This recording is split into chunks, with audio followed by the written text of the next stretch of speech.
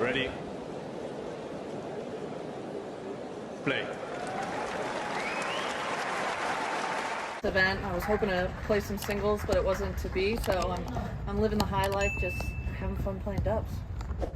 Yeah, you officially retired, but this is. I know you probably had this in your mind all along. That you'd like to get here. Yes, this was going to be my last tournament. That was always going to be in my mind. I mean, the U.S. Open did a nice little ceremony for me. I'm very thankful for that. But I wanted to finish at home in front of my friends and family.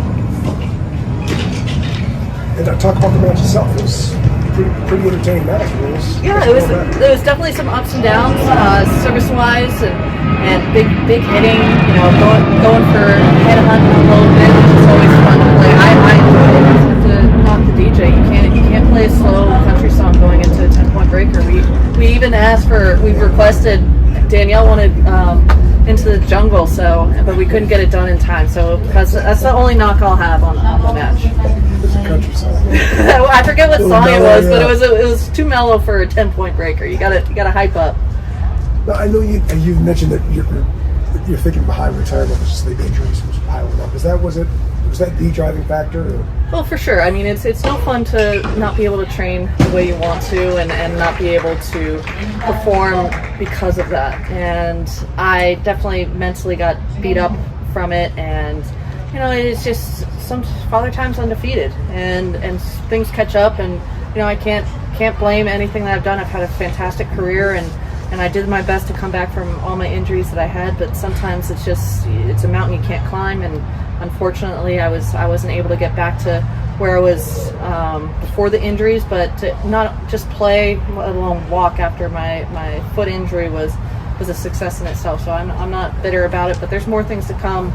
I've interviewed for the Billie Jean King captaincy for Team USA, so we'll find out if I got that or not. And then I'm doing some BBC work, and Tennis Channel is going to have me do Guadalajara.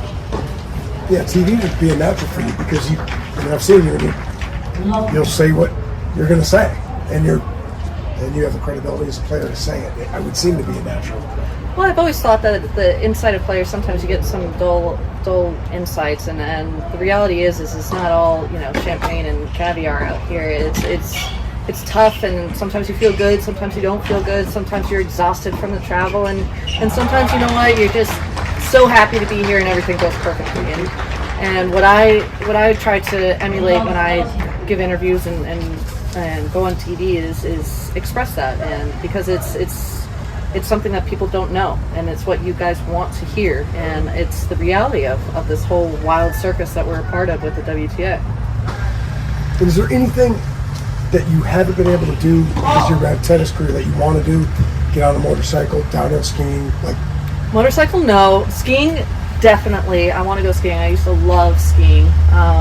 That's definitely on the list for this winter. But I mean, it's just doing things that is normal for everybody. Like, I got a couple weddings this winter, which I would have had no chance of going to. I'm going to go to. Just being able to actually celebrate Christmas at home. I haven't done that in years.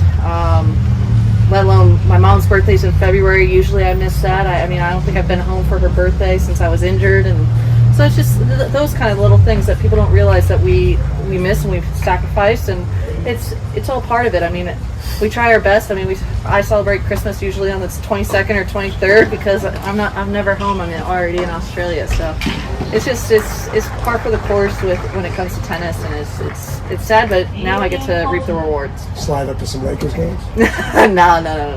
I'm not going to go to any Laker games unless I get some freebies. I'm not paid for that. The Chargers, are you still with them?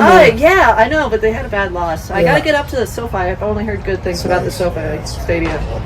Yeah, there's a couple people that do a whole band trip up there, so maybe I'll help on with that right now.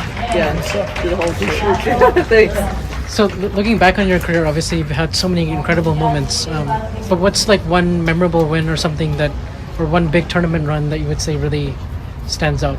I guess, yeah. I mean, there's quite a few pinnacles that really make a difference for me. I definitely winning my first WTA tournament in Hertogenbosch, that was a big one.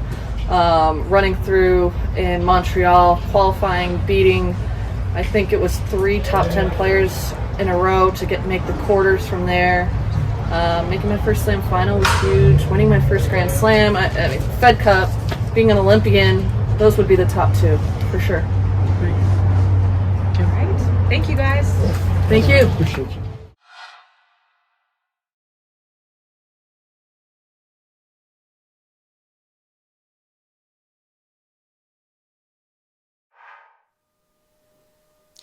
If you enjoyed this video, make sure you hit that like button.